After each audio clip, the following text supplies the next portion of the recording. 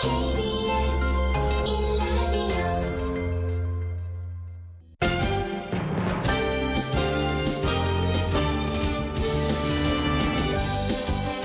1라디오 KBS 1라디오 신성원의 오늘 세계는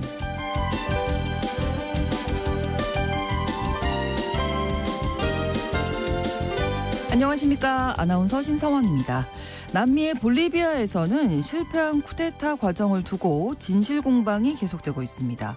지난 26일 전직 합참의장인 수니가 장군의 주도로 쿠데타가 발생했지만 단 3시간 만에 끝났었죠. 그런데 이 대통령이 시킨 일이라는 폭로가 나오면서 이번 사태가 쿠데타인지 대통령의 자작극인지 논란이 커지고 있는 상황입니다. 게다가 볼리비아는 스페인에서 독립한 이후 200차례 가까이 쿠데타가 발생하고 있어서 이런 문제가 지속적으로 벌어지는 원인과 대책에 대해서 고민이 필요하다, 이런 의견도 나오고 있는데요. 잠시 후 수상한 GPS 시간에 볼리비아 쿠데타와 사회 경제적인 배경에 대해서 이야기 나눠보겠습니다.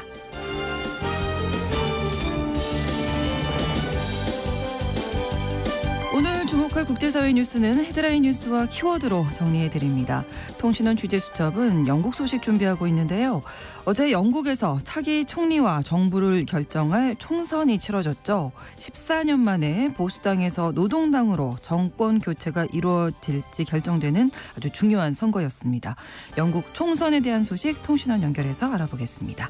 7월 5일 금요일 KBS 라디오 신성원의 오늘 세계는 시작하겠습니다.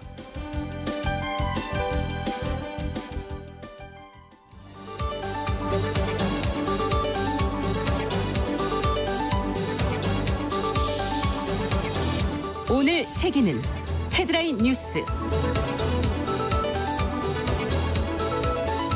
4일 치러진 영국 조기 총선 출구조사 결과 제1야당 노동당이 과반 의석을 차지해 압승을 거둘 것으로 예상됐습니다. 이에 따라 영국에선 14년 만에 정권 교체가 이루어질 것으로 보입니다. 네타냐후 이스라엘 총리가 하마스와의 휴전 인질 협상에 대표단 파견을 승인했다고 이스라엘 언론이 보도했습니다. 하마스도 이스라엘의 새로운 제안을 긍정적으로 처리했다고 밝혀 한동안 교착됐던 양측 간의 휴전 협상이 성사될지 관심이 높아지고 있는데요. 하지만 네타냐후 총리는 협상팀에게 모든 전쟁 목표가 달성돼야 전쟁이 끝날 거란 기존 입장을 다시 한번 확인시켰습니다. 그리고 이 같은 내용을 바이든 미국 대통령과의 통화에서도 강조한 것으로 알려졌습니다. 푸틴 러시아 대통령이 트럼프 전 미국 대통령의 우크라이나 종전 계획 발언을 진지하게 받아들이고 있다고 밝혔습니다. 트럼프 전 대통령은 지난달 27일 미 대선 후보 TV 토론에서 자신이 당선되면 내년 1월 취임 전에 우크라이나 전쟁을 끝내겠다고 발언했었는데요. 푸틴 대통령은 러시아가 미국과 전략적 안정에 대한 건설적 대화에 나설 준비가 돼 있지만 11월 미국 대선 결과가 나온 이후에야 대화가 가능하다고 말했습니다. 대선 도전을 포기하라는 압박을 받고 있는 미국 바이든 대통령이 사퇴하지 않겠다는 입장을 다시 한번 밝혔습니다. 바이든 대통령은 TV 토론은 졌다고 인정하면서도 대선에선 이길 수 있다면서 금요일 밤 방송되는 ABC 인터뷰 등을 통해 후보 사퇴론을 가라앉히겠다는 입장을 보이고 있습니다. 하지만 바이든 사퇴 시 해리스 부통령을 새 후보로 세우려는 움직임이 포착됐다라는 보도가 나오는 등 후폭풍이 이어지고 있는데요. 공화당은 벌써부터 바이든 대통령이 아니라 해리스 부통령을 겨냥한 광고를 내놓고 있습니다. 2024 파리올림픽의 일부 수영 종목이 열리는 프랑스 파리 센강의 수질이 최근 수영에 적합할 정도로 개선됐다고 파리시가 밝혔습니다. 지난달 24일부터 지난 2일까지 센강 4개 지점에서 채취한 샘플 분석 결과 대장균과 장구균 농도가 유럽과 수영연맹의 수영 가능 기준에 적합했다라는 건데요. 파리시와 일드프랑스 정부가 지난달 초부터 주 단위로 센강의 박테리아 분석 조사를 시작한 이후 수영 가능 기준 이하로 세균이 검출된 건 이번이 처음입니다. 하지만 대회 전 폭우가 쏟아지면 빗물과 폐수가 센강에 섞여들어 물이 오염될 수 있고 유속이 빨라지는 것도 문제가 될 수 있는데요. 당국은 이 경우 대회를 며칠 연기할 수는 있지만 장소를 바꿀 계획은 없다는 입장입니다. 센강의 알렉산드르 3세 다리와 알마 다리 구간에선 올림픽과 패럴림픽의 철인 3종 수영 종목 그리고 수영의 마라톤으로 불리는 오픈 워터 스위밍이 치러지게 됩니다.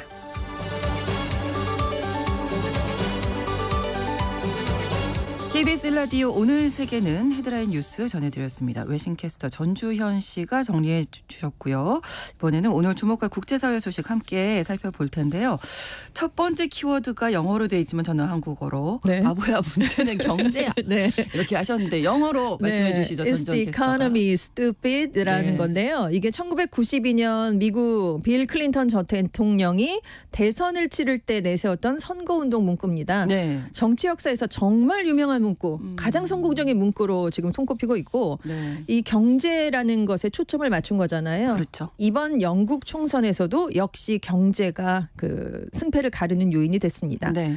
집권 보수당이 참패를 했고요. 제1야당인 노동당이 압승을 했는데 보수당이 정권을 잡은 14년 동안 삶의 질이 급락했다고 여기는 지치고 분노한 민심이 자리 잡았다라는 분석이 나왔습니다. 영국이 2016년에 브렉시트 국민 투표를 했거든요. 네. 그 이후에 이 협상이 정말 지난하게 펼쳐졌었죠.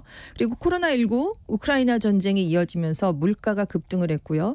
재정 압박을 받아서 공공 서비스가 많이 악화됐습니다. 여기 이주민이 사상 최다로 들어왔거든요. 그래서 영국민들의 불만이 이제 높아질 대로 높아진 상황이었는데 그래서 여론조사 업체 유고부가 5월 말에 이제 여론을 조사해봤을 때 응답자의 73%는 영국의 현재 상태가 2010년보다 나빠졌다라고 답을 했는데요. 네. 특히 가장 나빠진 부문 생계비용, 경제, 주거 문제를 꼽은 응답률이 70%를 훌쩍 넘었습니다.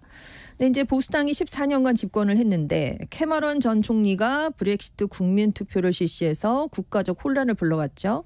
코로나19 봉쇄 기간 보리스 존슨 전 총리가 파티를 열었습니다. 네. 총리실에서. 근데 거짓말을 했죠.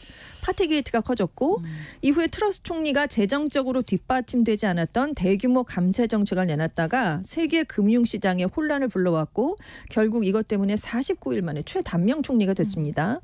그 이후가 지금 순핵 총리 시대가 된 건데 첫 번째 인도계 40대 총리 주목을 굉장히 많이 받았어요. 의미가 있었죠. 네. 근데 현안을 결국 해결하지 못하고 조기 총선을 했는데 이번에 참패를 했습니다. 이번 총선에서 영국민이 최대 현안으로 꼽은 게 이제 경제라고 말씀을 드렸는데 영국 상황이 얼마나 안 좋으냐면 2008년 금융위기 이후에 경제 성장률이 주요 7개국 가운데 중간 정도를 달리고 있었어요. 네. 근데 코로나19 이후에 회복 속도가 굉장히 지금 느립니다. 그래서 2019년 말에 이제 영국 경제가 1.8% 성장해서 그때는 G7 중에 중간이 아니라 두 번째로 낮은 그러니까 거의 꼴찌가 돼버렸습니다. 네. 특히 이제 서민은 물가가 급등한 게 가장 큰 타격을 입은 품목인데요. 2022년 10월에 물가 상승률이 연 11.1%가 됐고요. 기준금리가 16년 만에 최대 수준으로 올라갔습니다. 식품 가격이 2022년 초보다 여전히 25% 높은 수준을 지금 기록을 하고 있고요. 네. 그래서 순핵 총리가 보수당이 집권하면 감세하고 노동당이 들어오면 증세할 거다. 이걸 내세웠습니다. 근데 결국 효과가 없었어요. 왜냐하면 보수당이 집권하는 기간 동안 조세 부담이 기록적인 수준으로 이미 커진 상황이었기 때문입니다. 그렇죠. 근데 이제 보수당 정부가 공공부채를 줄이려고 공공지출을 삭감했거든요. 그러니까 공공서비스 질이 악화됐는데 이런 민심이 이번 총선에 그대로 반영이 됐습니다. 네, 영국 총선의 결과는 뭐 예견된 대로 네, 그렇습니다. 노동당의 압승으로 결론이 난 것 같습니다.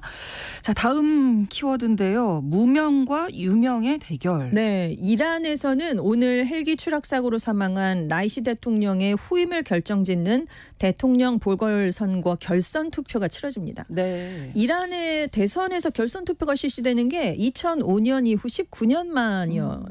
그래서 지난달에 이제 1차 선거를 했는데 네. 강경 보수 후보가 훨씬 더 많았고 강경 후보가 무난히 승리할 거다라고 예상이 됐지만 그 투표함을 열어보니까 진보 개혁 성향 후보가 1위를 했습니다. 네. 그래서 결선 투표에서는 어떻게 될까 지금 관심이 그러게요. 모아질 수밖에 없는데 일단 결선에는 페제시키안 의원, 잘릴리 전 외무차관이 맞붙게 됐습니다.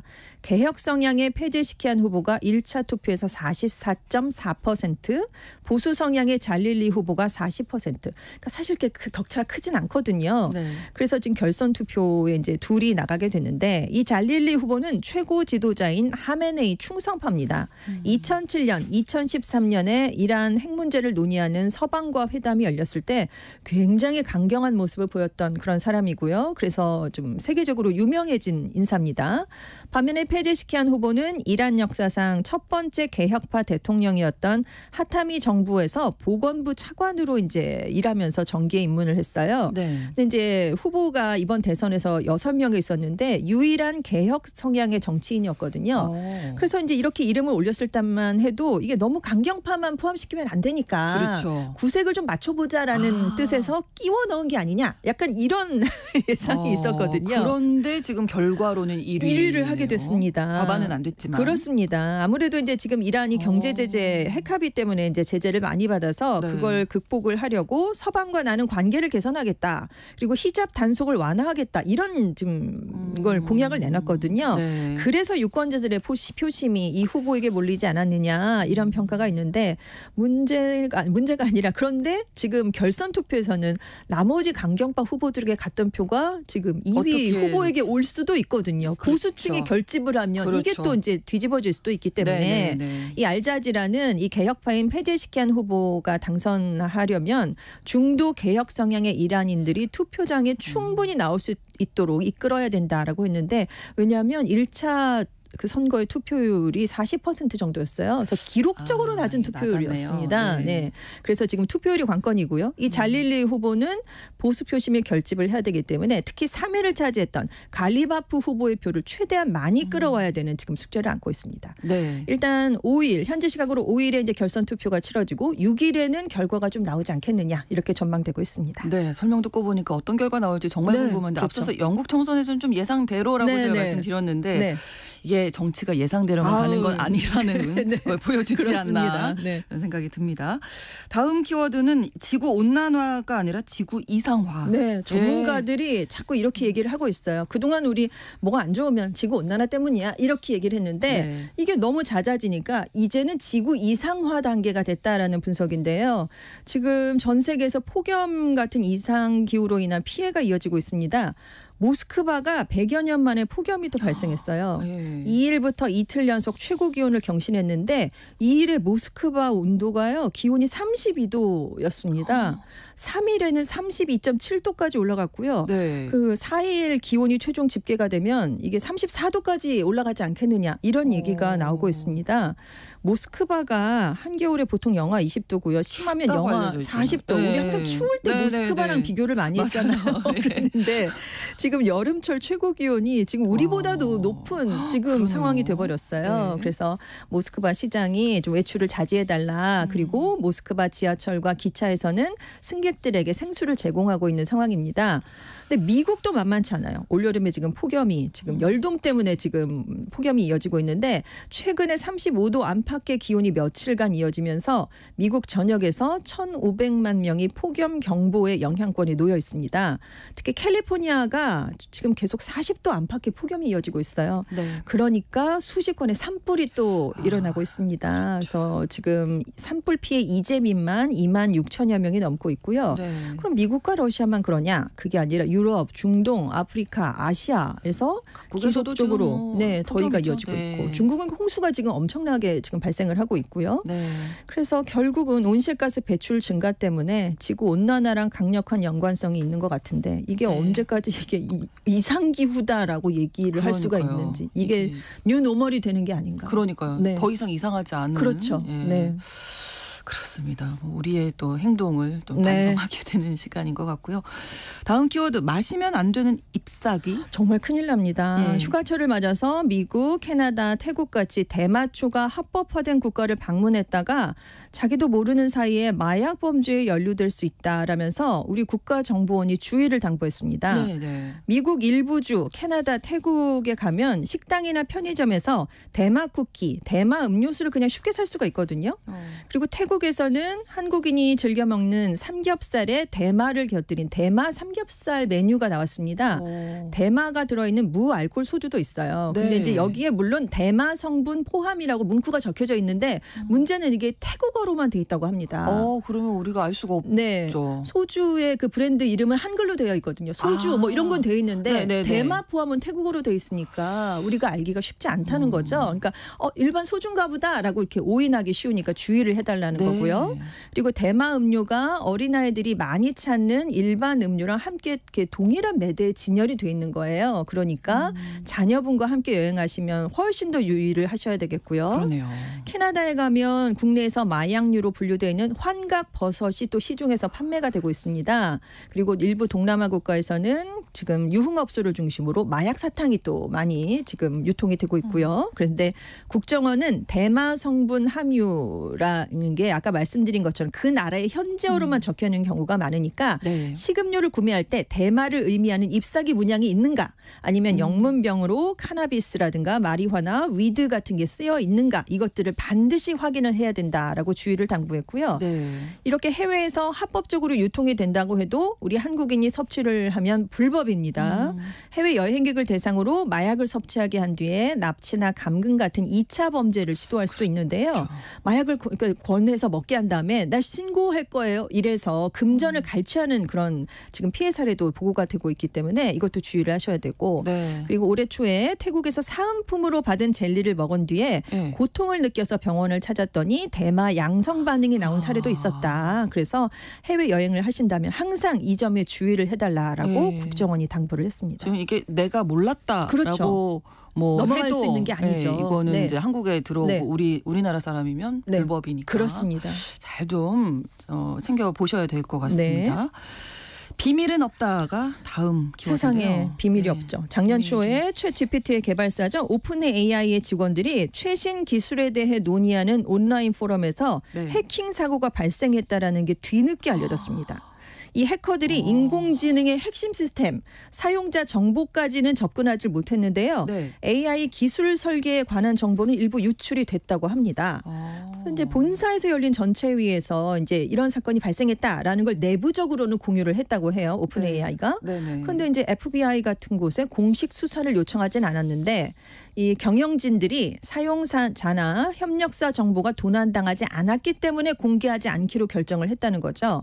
그런데 이게 국가 안보 위협이 아니다. 외국 정보랑 관련이 없는 해커들이었다라고 판단을 했다는 건데 일부 직원들은 아니다. 이건 보안 문제가 있다. 더 커질 수 그렇죠. 있다. 네. 왜냐하면 중국 같은 다른 나라들이 AI 기술을 빼내려고 해킹을 얼마든지 시도를 할 수 있고요. 네. 그런데 경영진은 너무 보안이 둔감한 게 아니냐라는 지적이었는데요. 일단 이 문제를 제기했던 직원이 해고를 당했다고 합니다. 다른 정보를 유출했다라는 이유를 들었지만 네. 아무튼 이런 이유로 해고가 됐다라는 그런 주장까지 펴고 있는 상황이고요. 지금 오픈 AI만 그런 게 아니라 최대 투자사가 마이크로소프트거든요. 근데 네. 이곳도 중국 조직에게 해킹을 당한 게 알려졌어요. 그래서 25개 기관의 이메일 계정 정보가 지금 유출이 됐는데 미국 정부도 포함이 되어 있습니다. 그리고 이제 개발 정보를 빼내기 위한 공격 횟수도 갈수록 늘고 있거든요. 아무래도 그렇겠죠. 그렇죠. 네, 아무래도 최근 네. 오픈 AI가 그래서 미국 국가안보국 사이버 사령부를 이끌었던 폴 라카손의 전 미국 육군 대장을 이사회에 영입했는데요. 네. 사이버전에 관해서는 미국 안에서 최고 수준의 전문가로 꼽히는 전문가라고 합니다. 네, 보안 문제 뭐 네. 철저하게 좀 신경을 그렇죠. 써야 될 것 네. 같은데요. 다음 키워드입니다. 누가 우리 댕댕이를 모르시나요? 시나요 이렇게 찾을 때 없어지면 전단지에 이렇게 맞아요. 붙이잖아요. 이름하고 예, 찾아주세요. 근데 중국에서 반려동물을 키우는 사람들이 많아지면서 잃어버린 반려동물을 찾아주는 반려동물 탐정이라는 신종 직업이 나왔습니다. 네. 근데 인기를 끌고 있는데요. 네. 대부분 자영업자들이고요. 네. 소셜미디어, 전자상거래 플랫폼을 통해서 서비스를 홍보하고 일감을 찾고 있습니다. 그래서 지금 지금 한 중고 마켓에는 고양이와 개를 찾는다라는 키워드 검색량이요. 올해 상반기에만 4배 가까이 늘어났다고 해요. 그래서 수요가 계속 많아지거든요. 그래서 이 동물 탐정의 상당수는 현재 한 달에 최대 3만 위안, 우리 돈으로 한 560만 원까지의 수입을 올리고 있다고 합니다. 네. 조건이 있대요. 탐정을 아무나 할 수는 없잖아요. 그렇죠. 찾기 힘든 곳에 숨는 경향이 동물들이 있는데 네. 그래서 체력이 있어야 된답니다. 찾아다녀야 되니까요. 뛰어다녀야 네. 되겠죠, 아무래도. 시력도 좋아야 되고 논리적인 추론 능력, 탐정이라면. 네, 그리고 이제 중요한 게 열화상 카메라나 드론 같이 이렇게 현대 기술 장비를 잘 다룰 수 있는 그런 능력이 있어야 되는데 네. 그래서 이 장비 가격을 봤더니 이 직업에 필요한 게 2만 위안, 우리 돈으로 한 370만 원 정도가 일단 들어간다고 합니다. 아까 3만 위안이 한 달에 벌 수 있는 돈이라고 네. 했는데 거의 초기 투자 대부분, 비용이 그렇습니다. 꽤 가격이 나가네요. 네, 이게 동물 탐정의 인기를 끄는 이유는 아무래도 시장이 이제 커지기 때문인데요. 그렇죠. 네. 이 중국의 반려동물 시장이 얼마나 크냐면 미국에 이어서 전 세계 2위를 지금 기록을 하고 있고요. 네. 지금 2015년에 우리 돈으로 18조 4천억 원 수준이었는데 이게 작년에 111조 원까지 성장을 했습니다. 네. 중국 내 반려견 수가 5,200마리, 반려묘는 7,000마리, 1억 마리가 넘거든요. 그런데 지금 글로벌 시장 조사 업체들은 중국 안의 반려동물 수가 내년에는 2억 마리까지 늘어날 것이다. 이렇게 지금 예상을 하고 있습니다. 반려동물 탐정까지 네. 나왔습니다. 마지막 키워드 장난감 차가 나가신다. 기름이 켜. 여기도 노래네요. 노래죠. 네. 중국 동부 저장성에 사는 한 남성이요. 아파트 주차장에 실제 자신의 차가 아니라 아들의 장난감 차를 세워놨다가 지금 경비원들과 소송을 벌이고 있습니다. 일단 지하 주차장에 주차 공간을 사야 주차를 할 수가 있다고 해요. 네. 이 아파트는. 네. 근데 이제 실제 차는 아직 사지 않아서 한동안 빈 공간으로 남겨놨다고 합니다. 근데 이후에 입주민이 늘어나니까 이 자리를 어차피 비어 있으니까 라면서 네, 다른 주민들이 이용을 하게 된 거예요. 그럴 수 그러니까 있죠. 아니 이건 내가 산 자리인데 라면서 그럼 주차 공간을 지켜보겠다라면서 아들의 장난감 자동차를 세워뒀습니다. 왜 아이들이 타고 다니는 거 있잖아요. 어머님, 네. 아버님이 밀어주시는. 네, 네, 네. 푸시카라고. 네, 네. 네. 그래서 주민들이 이건 이기적이고 낭비적인 행동이다라고 항의했지만 이 자오 씨가 받아들이질 않았는데요. 네. 그래서 결국 관리소가 보상금을 제한하면서 이걸 좀 치워달라라고 요구를 했지만 아니 이건 내가 합법적으로 구입한 건데 내가 어떻게 쓰든 나에게 권리가 있다라면서 이제 무시를 했다고 합니다. 네. 그러니까 결국 관리소 측이 이걸 경비원들에게 치우라고 지시를 했는데 치우는 과정에서 이 자동차 장난감 자동차가 일부 파손이 됐다고 해요. 그러니까 이 원래 주인분이 일이 점점 커지네요. 일 커졌죠. 네. 경비원들을 고소하고 보상을 요구하면서 이 장난감 자동차 값비싼 한정판 모델이다. 배상을 해라라고 주장을 하고 있다고 합니다. 결국 이제 소송이 진행돼서 법원 측이 아파트 관리 회사가 법을 위반하고 재산권을 침해했다라면서 자오 씨의 손을 들어줬는데요. 그래서 회사가 이 남성에게 6만 위안 1,100만 원을 보상하고 앞으로 간섭 없이 주차 공간을 사용할 수 있도록 하라라고 명령을 내렸습니다. 한편 주민들의 주차난 해결을 위해서 이 아파트 측이 주차 공간을 더 확보해야 된다라는 권고를 함께 내렸다고 합니다. 네, 헤드라인 뉴스와 키워드 외신캐스터 전주현 씨와 함께했습니다. 고맙습니다. 네, 감사합니다. KBS 라디오 신성원의 오늘 세계는 1부 마무리하겠습니다. 11시 30분부터 일부 지역에서 해당 지역 방송 보내드리고요. 플라잉 피켓츠의 Only You 듣겠습니다.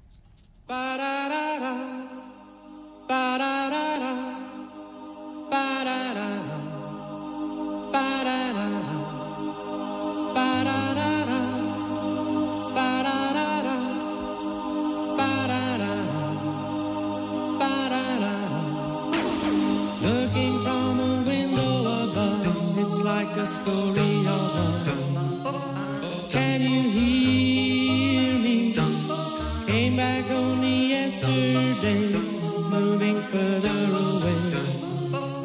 Want you near me? All I needed was the love you gave. All I needed for another day. And all I ever knew, only you. Sometimes when I think of your name, and it's only a game, and I need you, listening to the words that you say, it's getting harder to say. When I see you,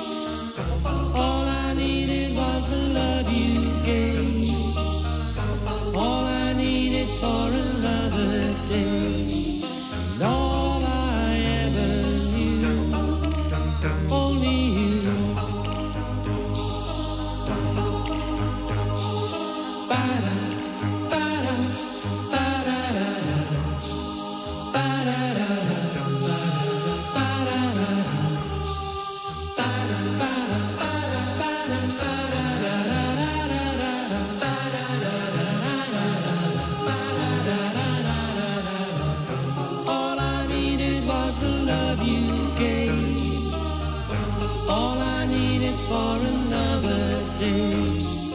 All I 지금 시각은 11시 30분입니다. KBS Ladies and gentlemen. 국제사회의 다양한 뉴스를 한눈에 KBS 1라디오 신송원의 오늘 세계는 세계를 바로 보는 최소한의 투자입니다.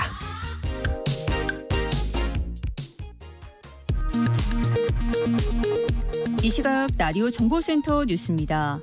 지난 1월 더불어민주당 이재명 전 대표를 흉기로 찌른 혐의 등으로 재판에 넘겨진 67살 김모 씨에게 1심에서 징역 15년이 선고됐습니다. 이원석 검찰총장은 김건희 여사에 대한 수사가 미진한 것 아니냐는 비판에 대해 법 앞에 성역은 없다면서 수사팀이 충실하고 꼼꼼하게 수사를 진행하고 있다는 보고를 받았다고 밝혔습니다. 서울 남부지검 소속 현직 검사가 2주 사이 2차례나 음주운전을 한 혐의로 경찰에 적발돼 불구속 상태로 재판에 넘겨졌습니다. 한동훈 국민의힘 대표 후보는 비상대책위원장을 맡았던 당시 김건희 여사 문자에 답하지 않았다는 의혹을 두고 집권당의 비상대책위원장과 영부인이 사적인 방식으로 공적이고 정무적인 논의를 하는 것은 적절치 않다고 생각한다고 밝혔습니다. 나경원 국민의힘 대표 후보는 오늘 BBS 라디오에 나와 제3자 추천 해병대원 특검법을 제안한 한동훈 후보를 향해 여론상 특검법 찬성 의견이 높으니까 무조건 하자는 것은 일종의 포퓰리즘이라고 비판했습니다.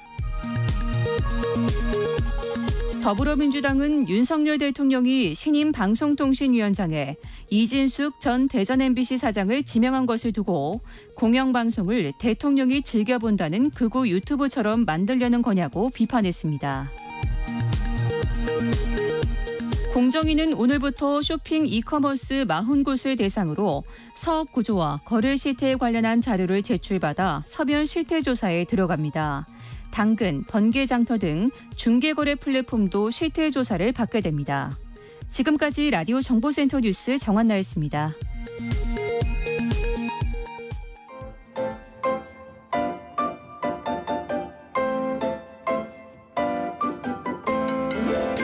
통신원 취재 수첩.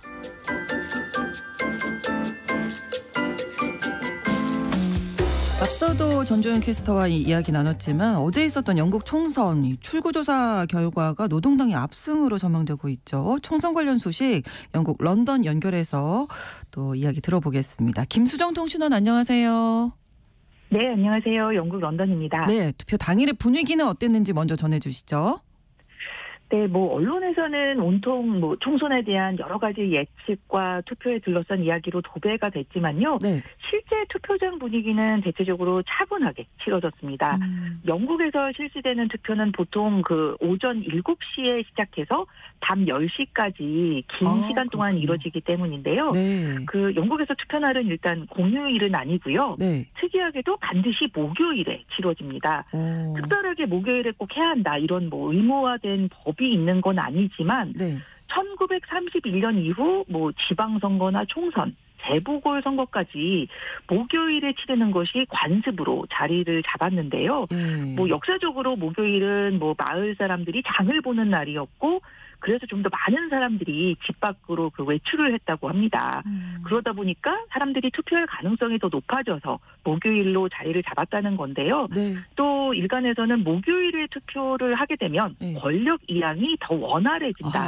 이런 속설도 있었다고 합니다. 그렇군요. 말씀하신 대로 BBC와 ITV, 스카이뉴스 방송 3사에서 어제 10시에 투표가 마감되자마자 공동 출구 조사 결과를 발표했지만 현재 개표는 밤새 진행되고 있고요. 네. 지금으로부터 한 3시간 안에 아무리 늦어도 오전 7시에는 최종 결과가 나온다고 합니다. 그렇군요. 그리고 이제 이렇게 숫자가 정해지면 보통 총선에서 승리한 정당은 주말 동안 내각의 윤곽을 정리해서 네. 월요일에 정식 기자회견을 하게 됩니다. 여러모로 목요일인 이유가 좀 있지 않나 이런 생각이 드는데요.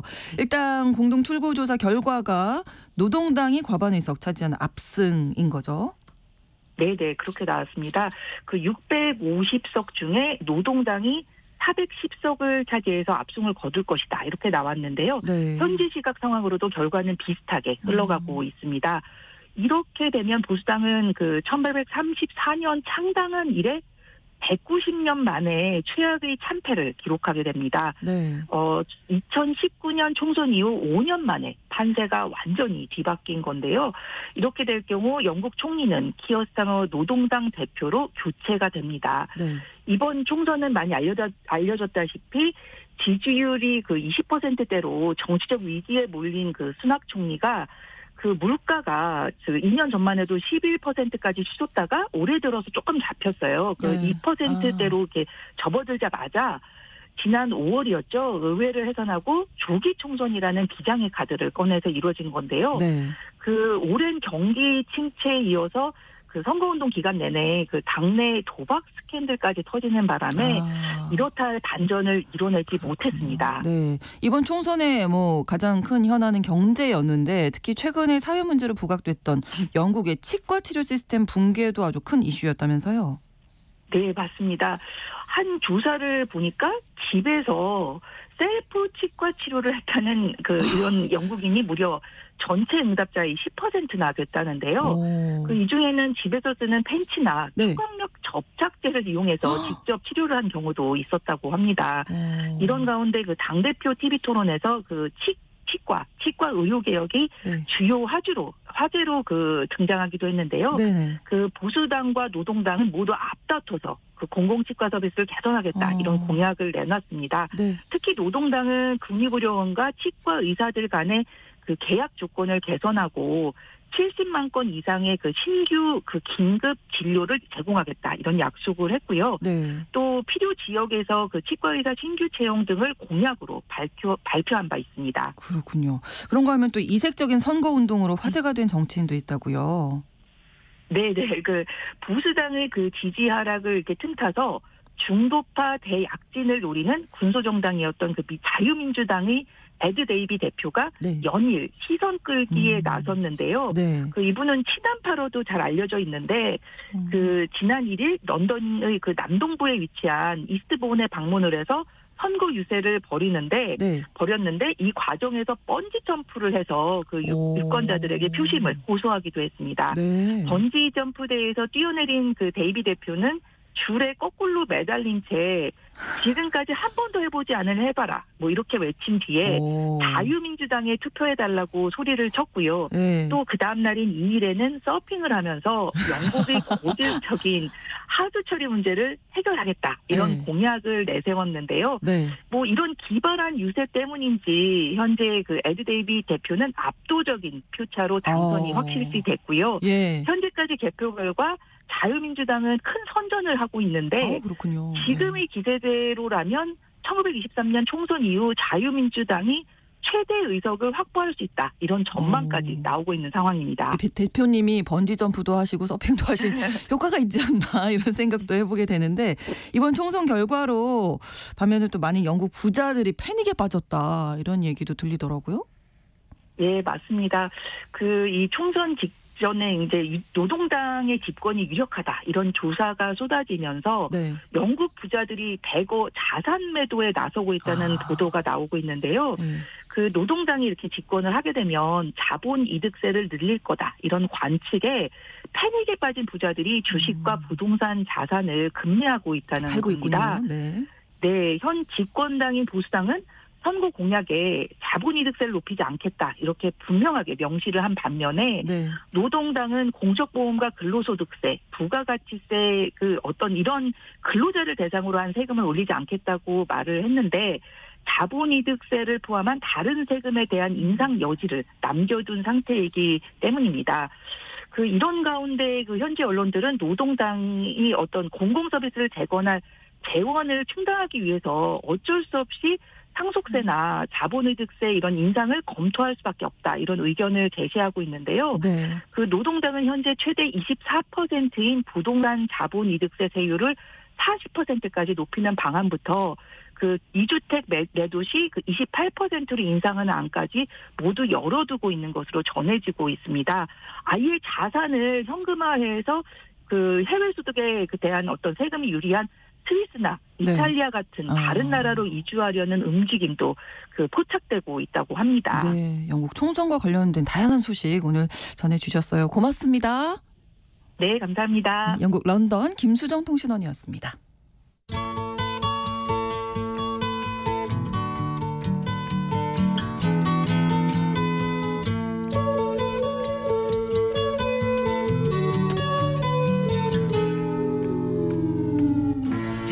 넓은 지구촌의 한 지역, 장소를 중심으로 우리가 주목해야 할 이야기 전해드리는 시간 수상한 GPS입니다.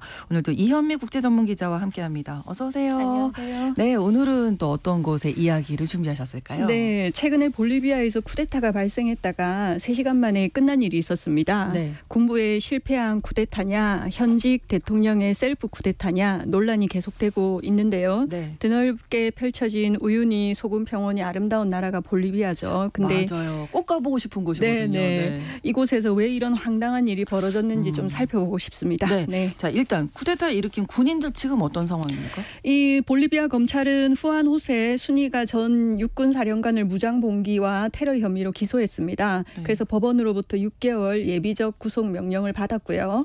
현행법상 재판에서 테러 혐의가 인정이 되면 징역 5년에서 15년을, 무장 봉기 혐의는 징역 15년에서 20년을 선고받을 수 있다고 하고요. 네. 순위가는 지난 6월 26일에 수도 라파스의 무리오 광장에서 장갑차와 탱크를 집결한 뒤에 대통령궁을 부수고 무력으로 진입하는 등 쿠데타를 시도를 했다가 3시간 만에 철수를 했습니다. 볼리비아 해군과 공군 그리고 국민으로부터 호응을 얻지를 못했고요. 네. 루이스 아르세 대통령이 대통령궁에서 순위가와 대면하는 장면이 현지 방송 유튜브를 통해서 생중계돼서 이제 이것도 조금 주목을 끌었고요. 네. 쿠데타 당시에 볼리비아 경찰은 전현직 장성 17명을 체포를 해서 앞으로 순차적으로 사법 처리가 되지 않을까 예상이 됩니다. 네, 그런데 그 이후에 저희가 이제 뉴스로도 전해드렸습니다만 네. 순위가 장군이 네. 대통령의 쿠데타 지시한 거다 네, 이렇게 네. 얘기를 했잖아요. 네. 어떤 게 진실입니까? 그러게요. 그 순위가는 이제 쿠데타를 일으킨 날 밤에 체포되기 전에 이제 기자들에게 네. 최근 루이스 대통령이 내게 자신을 둘러싼 상황에 대해서 매우 엉망이라고 말했다.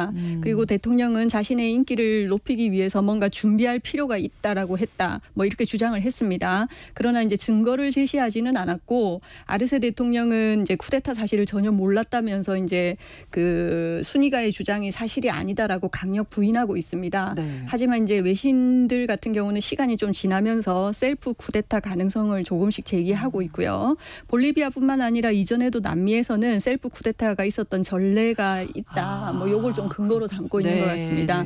페루의 경우만 봐도 1992년 당시 대통령인 알베르토 후지모리가 그 독재를 위해서 셀프 쿠데타를 일으켰었고 네. 이를 모방해서 페드로 카스티오 전 대통령도 2022년에 셀프 쿠데타를 일으킨 사례가 있습니다. 둘 다 실패를 했고요. 네. 앞으로 순위가가 그 쿠데타 주범이 아니라는 정황 증거가 재판 과정에서 나올 수 있을지 좀 네. 지켜봐야 될 것 같습니다. 그렇군요. 볼리비아 국민들은 지금 이 상황을 어떻게 받아들이고 있을지 궁금하거든요. 네, AP통신 등 저기 현지 르포를 한 언론들이 좀 있더라고요. 네네. 외신들이. 그래서 네. 그 내용을 좀 보면 볼리비아인들 중 순위가 주장을 믿는 이들이 있는 것으로 나오고 있습니다. 네. 네. 쿠데타에도 대통령과 내각이 평정심을 유지하고 있었고 장병 동원 규모가 크지 않았고 그리고 대통령궁 인근 통신시설을 이제 사전에 차단하지 않고 살려둔 것 등 그리고 또 이제 군대 움직임을 생중계로 한 사실 네. 그리고 장병들이 신속하게 무리오 광장에서 물러난 점 쿠데타 발생 시점에 갑자기 무리오 광장에서 아르세 대통령 지지자들이 몰려왔다는 점 뭐 이런 것들이 일반적인 쿠데타 흐름과는 좀 다르게 사전에 조율된 듯한 석연치 않은 인상을 받는 그런 사람들이 있는 것으로 보입니다. 네, 아무튼 뭐 진실을 알기 위해서는 조금 더 지켜봐야 될 것 같긴 한데 일단 이 순위가 어떤 사람인가요? 그 순위가는 외신을 보면은 쿠데타를 시도하기 전에는 잘 알려지지 않았던 인물이라고 합니다. 그 아르세가 직접 이제 발탁을 해서 네. 2022년부터 육군 최고 사령관 자리에 임명을 했고요. 순위가 임관 시험은 이제 순위가의 임관 시험 같은 경우도 이제 성적이 좀 낮은 것으로 전해지고 있습니다. 그래서 이제 갑작스러운 이제 진급 발표가 있자 동료들이 네. 이제 어리둥절해하고 네. 그리고 좀 뭐 분노하는 사람도 있다. 뭐 이렇게 전해지고요. 네. 그리고 그리고 아르세가 이제 순위가의 충성심에 보답하기 위한 인사였다. 당시에는 그런 분위기가 이제 팽배했다고 하고요.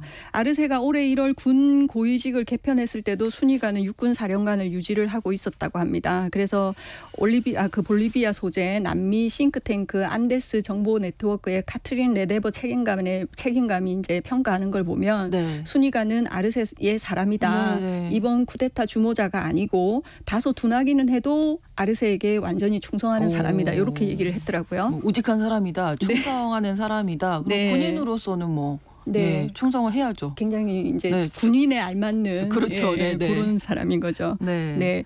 그런데 이제 순위가는 2013년에 육군이 이제 어린이와 노인들을 지원하기 위해서 배정된 이제 40만 달러 우리 돈으로 한 6억 원 정도 되는 예산을 횡령했다는 혐의를 받으면서 여론의 지탄을 받았습니다. 네. 당시 이제 육군이 해외 여행을 다녀오는 등의 이제 자금을 유용했다. 뭐 이렇게 보도가 됐더라고요. 그 순위가는 당시 부하들을 이제 제대로 통제하지 못한 것은 범죄가 아니라고 주장을 했는데 네. 군 전문가들은 이제 순위가에 대해서 이제 군대를 이끌 능력이 없는 군인이다 이렇게 평가를 하더라고요. 네. 반면에 순위가가 전략적으로 주요 인사나 단체들과 긴밀한 관계를 맺어왔다는 시각도 있습니다. 그 아르세와 개인적으로 깊은 유대감을 쌓아왔고 강력한 노동조합들과도 관계도 그렇게 이제 유지를 해왔다고 하고요. 네. 현재 순위가가 이제 아르세와 농구 코트에서 땀에 흠뻑 젖어서 이제 웃고 있는 모습을 찍은 사진이 또 온라인상에 돌고 있다고 그러더라고요. 아르세 대통령과 개인적으로 깊은 유대감을 갖고 있었는데 쿠데타를 했다가 네. 좀 의심스러운 정황인 거잖아요. 네네네. 볼리비아에서는 근데 뭐 쿠데타가 일상화돼 있다 뭐 이런 지적도 네, 있어서. 그렇더라고요. 네. 그 남미에서도 그렇지만 볼리비아에서도 이제 쿠데타 발생이 이상하지는 않다. 뭐 이런 지적이 나오고 있습니다. 이 나라는 이제 1950년 이래로 23번의 쿠데타가 있었고요. 네. 그중에 12번을 이제 실패를 했다고 합니다. 네. 200년 전 스페인에서 독립한 이후부터 따지면 쿠데타는 무려 200번 가까이 있었다고 하고요. 그래서 이제 세계에서 가장 많은 쿠데타가 발생한 국가 뭐 이렇게 평가를 받고 있습니다. 가장 최근에 있었던 쿠데타는 2019년으로 아르세와 한때 좌파 사회주의 운동당 동맹이었던 네. 에보 모랄레스 전 대통령 사임 이후에 발생했었습니다. 그렇군요. 아르세 대통령과 이 모랄레스 전 대통령이 지금도 정치적으로 그렇게 동맹인 관계라고 볼 수 있나요? 지금은 아니더라고요. 아니겠죠. 예, 그러니까 내년에 대선이 있는데 네. 그 대선을 앞두고 전현직 대통령 간의 권력 암투가 매우 심각한 상황이라고 합니다. 예, 그래서 이제 이번 쿠데타 시도는 아르세가 자신의 입지를 강화하기 위해서 치밀하게 짠 드라마인데 결국 블랙 코미디가 되고 말았다. 뭐 이런 분석도 있고요. 네. 모랄레스는 2019년에 사선에 도전했다가 부정선거 의혹이 불거졌고 이후 실제로 농촌 지역에서 개표 결과 조작이 있었다. 뭐 이런 폭로가 나왔었습니다. 네. 결국에는 2005년부터 14년간 지속된 볼리비아 최장기 집권자인 모랄레스 시대가 요 사태로 이제 문을 닫았고요. 그리고 모랄레스는 군 수뇌부에 의해서 이후에 멕시코로 쫓겨났다가 네. 당시 모랄레스의 측근이었던 이제 그 아르세가 이제 망명한 뒤에 이제 모랄레스가 망명한 뒤에 치러진 2020년 대선에서 사회주의 운동당 후보로 출마해서 승리를 하게 됩니다. 그러면서 이제 모랄레스는 아르세 정부 출범 후에 망명 1년 만에 이제 다시 기부를 하게 되고요. 네. 근데 이제 집권당 대표로서 이제 세를 불리는 과정에서 아르세하고 이제 갈등의 골이 깊어진 거죠. 그리고는 이제 심지어 이제 모랄레스가 세력을 모아서 현직 대통령인 아르세를 당에서 이제 제명하는 일도 벌어지고요. 네. 그래서 이제 모랄레스는 내년 대선에서 자신이 출마하거나 안 되면 다른 후보를 내세워서라도 아르세를 권좌해서 끌어내리려고 하고 있다. 뭐 이렇게 외신들은 보도를 하고 있고요. 네. 모랄레스는 이번 쿠데타 주범도 아르세라고 보고 있고 철저히 진상 조사를 해야 한다. 뭐 이렇게 요구하고 있습니다. 그러면 이제 내년에 대선이 있는데 모랄레스 전 대통령이나 뭐 어떤 대리인을 내세울 경우에 뭐 승리할 가능성은 어느 정도? 외신들 같은 경우는 이번 이제 쿠데타 시도가 사실이든 아니든 볼리비아인들이 기성 좌파 정치 지도자들의 말을 신뢰하기 어려워졌다라고 분석하고 있습니다. 그렇겠죠. 예, 이런 이유로 그 옆나라 아르헨티나의 트럼프라고 불리는 밀레이 대통령. 네, 하비에르 밀레이 같은 사람이 대통령이 돼야 한다. 뭐 이런 주장까지도 나오고 있고요. 네. 밀레이 같은 경우는 경제학자 출신으로 우익 자유지상주의를 이제 극단적으로 옹호하고 무정부주의 자본주의자 또는 이런 이제 극으로 평가를 받고 있죠. 그렇죠. 이제 민심이 이렇다 보니까 현직에 있는 아르세가 좀 불리한 측면이 있는 것 같고요. 그리고 모랄레스의 경우는 사연임 시도를 할 때 볼리비아 유권자들이 이미 이제 장기 집권에 조금 신물이 난 상태였기 때문에 네. 역시 이제 유리하다고만은 볼 수 없습니다. 하지만 이제 만약 모랄레스가 본인이 직접 뛰는 게 무리라고 판단을 하면 네. 대리인을 내세울 가능성이 있고 그 모랄레스가 가지고 있는 이제 장점이 사회주의 운동당을 지금 장악하고 있는 데다가 네. 볼리비아 인구에서 가장 높은 비율을 차지하고 있는 아메리카 원주민의 지지를 받고 있다는 겁니다. 그래서 이제 볼리비아는 남미에서 원주민 인구 비율이 가장 높다고 하고요. 전체 인구의 55%가 원주민이라고 하네요. 그렇군요. 네, 그래서 이제 모랄레스도 2005년에 볼리비아 최초 원주민 대통령에 당선될 수 있어서 이런 것들이 좀 작용을 하면 조금 더 유리하지 않을까 뭐 그런 전망도 있더라고요. 예, 전현직 권력이 이렇게 갈등이 아주 극심하게 되다 보면 사실 피해는 국민들이고 네. 경제도 지금 사실 상황이 안 좋잖아요. 네. 국가 운영 제대로 될 리가 없을 텐데요. 그렇습니다. 그렇지 않아도 이제 볼리비아는 남미에서 가장 빈곤한 나라인데 네. 이제 권력을 장악하기 위해서 전현직 대통령 간에 이렇게 충돌을 하니까 일단 정부 운영은 어렵게 됐고 경제 문제는 악화됐고 볼리비아 사람들은 이제 못 살겠다고 이제 연일 거리로 뛰쳐나가고 있는 그런 상황이고요. 네. 그래서 이제 의회 내에서 모랄레스 지지자들이 경제를 살리기 위한 아르세 정부의 모든 노력을 이제 방해를 하고 있는 그런 상황이라고 합니다. 그래서 현 대통령인 아르세는 경제학자로 2005년 모랄레스의 대선 출마를 위해서 그 경제 계획을 수립했던 인물입니다. 네. 이후 모랄레스 정부에서 경제장관까지 지냈고요. 모랄레스 재임 시기에 볼리비아는 석유, 가스, 광업, 전기 같은 이제 전략적 부문을 모두 국유화를 했습니다. 그래서 이제 세금을 통해 빈곤과 불평등을 줄이려고 했고 네. 그 결과 볼리비아 경제가 15년 동안 3배 성장을 했고요. 그리고 네. 빈곤은 절반으로 줄었다고 합니다. 하루에 미화 $2 미만으로 생활하는 볼리비아인들의 비율이 네. 2003년에는 45%까지 달했는데 네. 10년 후에는 19%까지 떨어졌다고 하고요. 소득 불평등도 상당히 완화됐다고 합니다. 예, 뭐 경제적으로 성과가 있었는데 네. 이게 경제 다시 안 좋아진 거잖아요. 그렇죠. 예. 자원 수출에 이제 의존하는 경제 모델에 이제 한계가 분명하게 존재를 했었던 것으로 보입니다. 네. 볼리비아 수출의 80%와 수입의 절반을 광업과 가스 부문이 차지하면서 2013년까지는 이제 경제가 화랑을 탔죠. 하지만 이제 국가 경제 기적을 이끌었던 가스 수출이 이제 어려워지고 네. 세수도 줄어들면서 경제가 이제 힘들어지기 시작을 했습니다. 그래서 이제 나름대로 경제 다각화를 시도를 했는데 그것도 쉽지가 않았던 게 볼리비아 인구는 이제 83%가 비공식 부문인 농업하고 서비스 부문에 있습니다. 그리고 육지로 둘러싸인 이제 국가라 가지고 네. 교역이 쉽지가 않고요. 그러네요. 네. 그리고 이제 사업의 99%가 소규모 중소기업이기 때문에 좀 힘든 부분이 많다고 합니다. 근데 이제 금이 2021년부터 국가 최고의 수출품이 되기는 했대요. 네. 근데 이제 세금이 면제되는 많은 소규모 협동조합이 생산하고 있기 때문에 가스 수출 중단으로 인한 타격을 대체하지는 못했다고 하고요. 또 급격한 이제 코로나19 대유행으로 이제 경제가 더 타격을 받았고 네. 당시에 의료 시스템이 붕괴가 되고 그다음에 엄격한 봉쇄 조치로 인해서 많은 사람들이 생계를 잃으면서 정부가 이제 공공 지출을 많이 한 거죠. 그렇죠. 그러다가 결국에는 이제 지금 외환 보유고가 제로에 가까운 상태에 뭐 이르는 그런 상황까지 왔다고 합니다. 볼리비아 정부의 부채는 현재 국내 총생산의 약 80% 가량 된다고 하고요. 네네. 국제 신용 평가 기관들은 볼리비아 국채를 위험 자산인 정크 등급으로 하향 조정하기도 했습니다. 뭐 외환 위기 가능성도 있겠네요. 그러면 예, 조금 아슬아슬한 상황까지 와 있다 이렇게 보면 될 것 같고요. 네. 이제 성장을 위해서 남은 방법은 세계 최대 규모인 볼리비아 미개발 리튬을 이제 확보하는 것인데 네. 볼리비아의 국영 리튬 기업인 YLB가 막대한 투자를 했음에도 불구하고 아직 개발이 되지 않고 있다고 합니다. 아르세 정부에서 이제 리튬 자원으로 경제 위기를 타개하기 위해서 러시아, 중국과 합작하는 계약을 맺었는데 네. 의회의 승인은 이제 받지 못하고 있는 결국 정치의 문제로 이렇게 되고 있다고 하긴 하네요. 그리고 볼리비아 외교장관이 이제 지난 4월 러시아를 방문했을 때 네. 우리는 브릭스의 일원이 되기를 희망하고 미국의 패권에 대항하기 위해 이 경제적이고 우호적인 공간의 일원이 되기를 원한다. 발언한 것도 좀 주목해 볼 필요가 있을 것 같습니다. 네. 브릭스는 이제 중국, 러시아 주도의 신흥경제국 연합체로 그렇죠. 2006년에 창설이 됐죠. 미국으로서는 좀 거슬리는.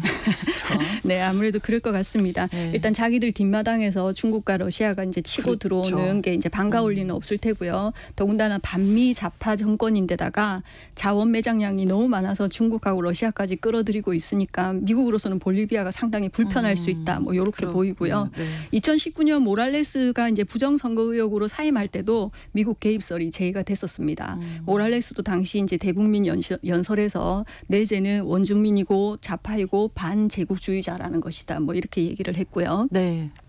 또 이제 볼리비아는 최근에는 이란과 국방 협력도 맺고 있어서 영내 안보 우려를 더하고 있습니다. 표면적으로는 마약과의 전쟁을 위한 것이라고 하는데 이란산 드론 배치를 하는 것이 포함이 돼 있어서 영내 불안이 가중될 가능성이 있다. 이렇게 안보 전문가들이 보고 있고요. 네. 특히 이란은 베네수엘라, 쿠바와 관계를 강화한 뒤에 볼리비아와도 이제 이런 협정을 맺어서 남미에서 자국의 영향력을 광범위하게 확대하려고 하는 거 아니냐. 뭐 이란이. 이런 이제 분석도 있습니다. 그래서 이제 미국이 극심한 국내 정치 불안과 복잡한 지정학적 위험성을 동시에 갖고 있는 볼리비아를 그냥 이대로 두고 볼 수 있을까? 그게 조금 지켜볼 만한 일인 것 같습니다. 네, 어떨 걸로 예상하세요? 계속 지켜볼까요? 아니면 뭔가 개입을 할까요? 일단은 미국 선거부터 치러야 되지 않을까요? 지금 대선을 앞두고 있어서 네. 그렇습니다. 네네. 그리고 이제 쿠데타이냐 대통령의 자작극이냐 이제 볼리비아는 그 문제를 푸는 게 중요할 텐데 네. 어떤 증거가 나와야겠죠. 증거가 지금은 그냥 나와야겠죠. 썰만 무성한 상황이어서. 네. 그래서 재판에서 어떻게 얘기가 나올지를 조금 더 지켜봐야 예. 되지 않을까 싶습니다. 네. 가장 놀라운 점은 200여 차례나 쿠데타가 일어났다는 점이 그러게요. 저도 좀 많이 놀랐습니다. 쿠데타가 이렇게 네. 일상화돼 있는 빈번하게 발생하는 나라 볼리비아의 사회 경제적인 사정까지 오늘 수상한 GPS에서 살펴봤습니다. 이현미 국제 전문 기자와 함께했습니다. 오늘도 고맙습니다. 네, 감사합니다. KBS 라디오 신성원의 오늘 세계는 오늘 방송 마치겠습니다. 저는 다음 주 월요일 오전 11시 5분에 다시 뵙겠습니다. 함께해 주신 여러분 고맙습니다.